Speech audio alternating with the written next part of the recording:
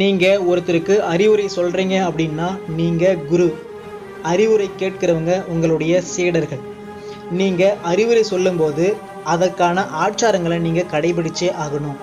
முதல்ல அறிவுரை சொல்லும்போது எதிரில் இருக்கிறவங்க யார், அவங்களுடைய சூழ்நிலை என்ன, அவங்களுக்கு நாம் எந்த அறிவுரையை கொடுக்க போகிறோம், அந்த அறிவுரை அவங்க எப்படி புரிஞ்சுக்க போகிறாங்க, அவங்க புரிஞ்சதுக்கு தகுந்த மாதிரி இந்த அறிவுரை எவ்வாறு அவங்களுக்கு பயன்பட போகுது, இதையெல்லாம் அலசி ஆய்வு செஞ்ச பின்னாடி அறிவுரை வழங்கணும். அந்த அறிவுரையிலையும் சொற்குற்றங்கள் இருக்கக்கூடாது, பொருள் குற்றங்கள் இருக்கக்கூடாது.